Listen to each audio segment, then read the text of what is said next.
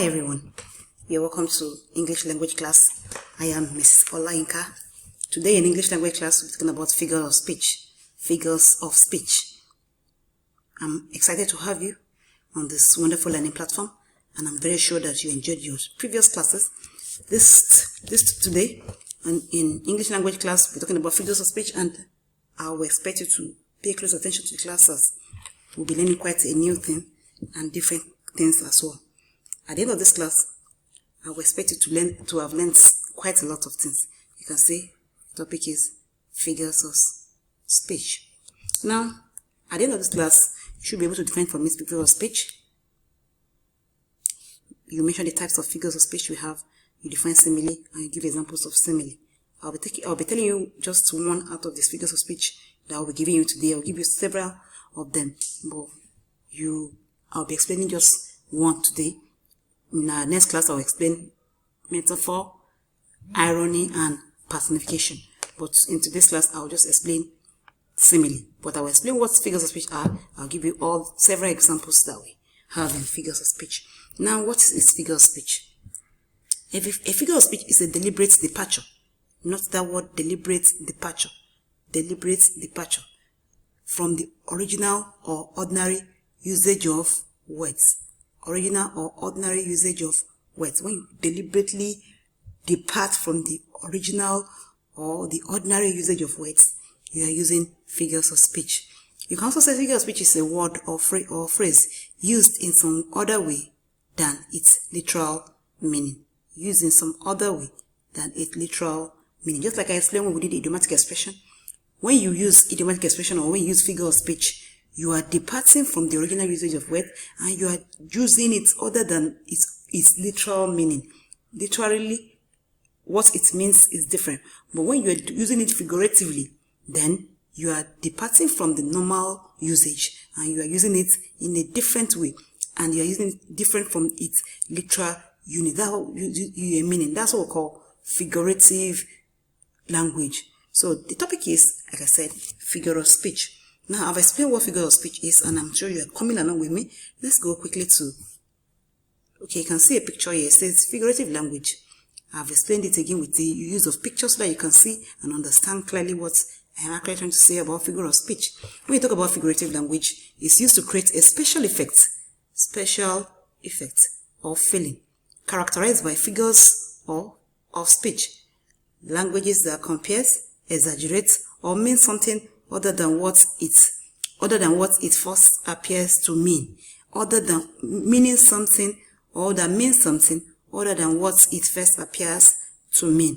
So when you talk about figurative language, it is used to create a special effect that means something other than what it appears to mean. So by the time we go into all the examples of figure of speech, you begin to understand why we keep saying that meaning something other than what it appears to mean.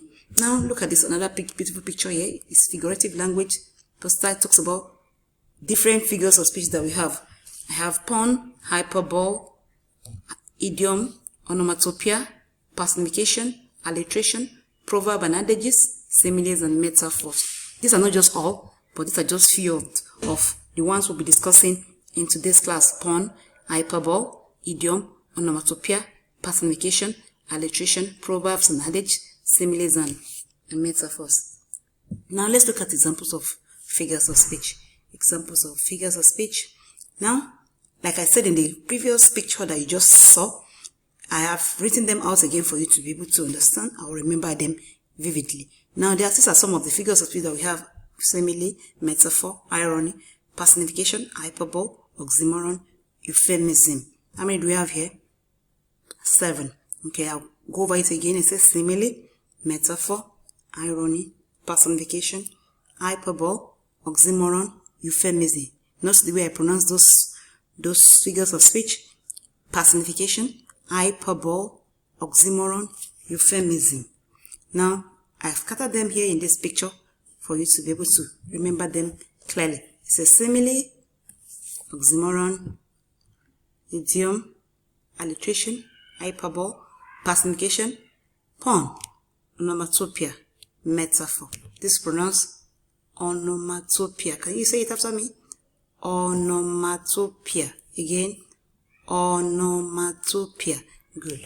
Now, when we begin to discuss them one after the other, you may not be able to talk about several of them, but I will definitely tell you about simile, metaphor, personification, irony. Now, these are other ones that I've listed out again: alliteration, answers, pun, onomatopoeia, parable, allegory, climax, and anti-climax, and several others. Several what? Others. Now, let's go to what is simile. I've taken the first figure of speech, which is simile, so that we can explain it, and then we'll look at some of the examples, and then we continue to work on it. Now, simile is a figure of speech that shows similarities between two unlike things with the use of as or like.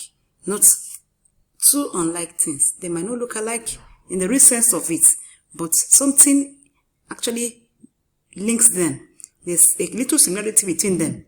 So, simile shows similarities between two things that are unlike with the use of as and like. Look at this picture I have here. It says, simile is a comparison of two things using the word like and as. So, when you go through novels or you go through poems, because when you talk about figures of speech, it's mostly used by poets, playwrights. They are the one that make use of figures of speech mostly, because it makes their work, their write-up rhetoric. It makes it for people to want to read it. So it makes it attractive, and it makes it interesting for readers to want to read. So that's why poets use it in most of the poems. There's no poem that you see that there's no figure of speech that you will not see. You must definitely come across one or two figures of speech in any poem you come across, or any novel that you are reading. You definitely come across one or two figures of speech in that novel. So figures of speech are mostly used by writers to ensure that their work are interesting for the readers to read. So, like I said, simile is a comparison of two things using the word like and as. So when you come across some sentences that you see the word like, comparing things, sometimes the word like in the sentence might not be figures, might not be simile when it's not comparing. When I say, I like your shoe, you know that's what it's like. I like your shoe. I'm not comparing anything. So that's like there is not, it's not a figure of speech. And when I say, I like your dress, it does not, that's like in the sentence is not a figure of speech. But when you begin to use the word like to compare, to look at two things and then compare and contrast, then that is when you're using it as a figure of speech. Now you can see this one here. You say, as sweet as pie. I told you as and like. So we have used as here, as sweet as pie. Then colorful like crayons.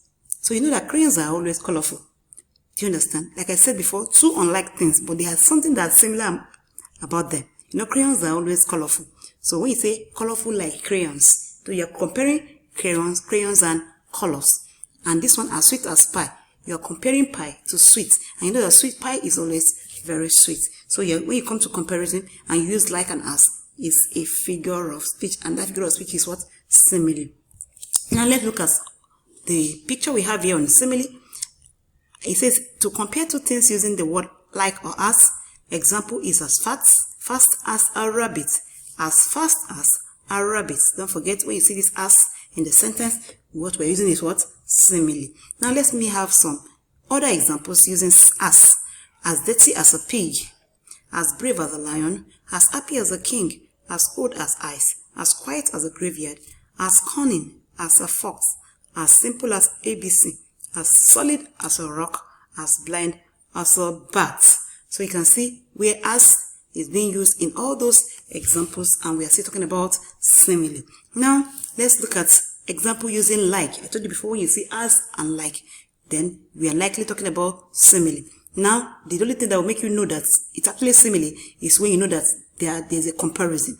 There must be a comparison before you can say that it's what is the like that is being used in the sentence is a simile. Now, she ran like a madman chasing nothing. She ran like a madman chasing nothing. You can see the word like there. So that's a comparison. Comparing the lady and a madman. Now we have life is like a battlefield. Life is like or battlefield. We have another like there, comparing life and battlefield. Then the young footballer played like Maradona. I hope you know Maradona, when in his lifetime, he used to be a very good player. In fact, I don't think any one of you knows him, but if you ask me and Daddy, they will tell you about Maradona. He was a very good player. So the young footballer played like Maradona. So we have footballer and Maradona being compared there. Now that's simile. Now a cheek are red like a rose. A cheek, sorry. That's supposed to be cheek. Are red like a rose. So we have like there. Then we have she walked through the city like a ghost. Like. Then we have she angrily threw her wedding dress into the air like a tattered kite. I like. Comparing wedding dress and tattered kite. Then the teacher entered the class. When the teacher entered the class, the 6th grade students were fighting like cats and dogs. You can see, when two people begin to fight, you compare them to cats and dogs. So, use the word like, that's simile. When the teacher entered the class, the 6th grade students were fighting like cats and dog. Then the laborer remained busy at work all day long and slept like a log that night. He slept like a log all that night. You can see in all the sentences from number 1, 2, 3, 4, 5, 6, 7, 8. All the 8 sentences as what? Like. And it's comparing two things. That's why we are using the word, the figure of speech, simile. Okay. Now let's quickly go to the next slide, and which is the conclusion slide. It says figure of speech is usually employed by poets and playwrights to produce a rhetorical effect. I told you before that those people that use figure of speech mostly are poets and playwrights. Playwrights are people that write stories, novels.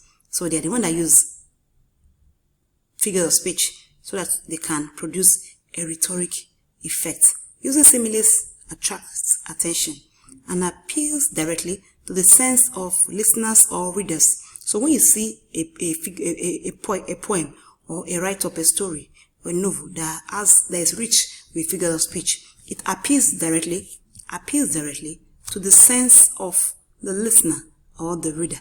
It appeals to that person. It makes the person want to read to the end of the story. It wants the person want to memorize the poem. It makes the person want to learn and understand the poem. Why? Because of the use of the figures of speech in the poem.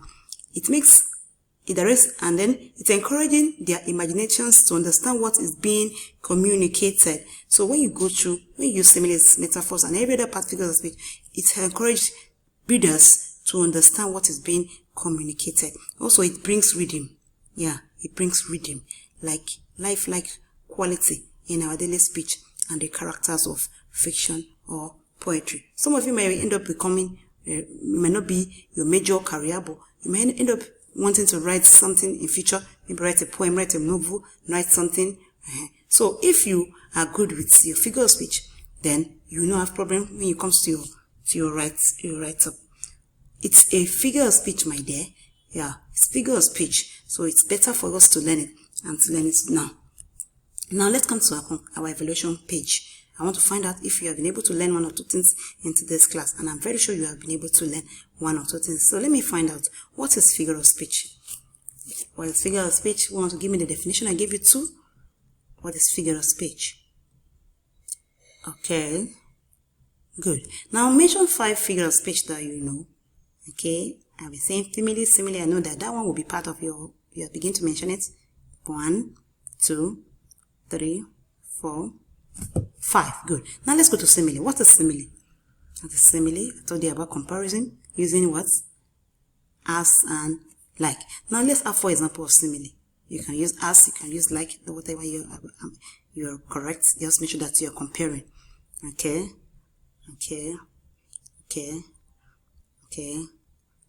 Good. Now, thank you for your time and thank you for listening. And I will be sending you a class activity tomorrow. Ensure you do it and make sure you do it very well. Take care of yourself. Bye-bye.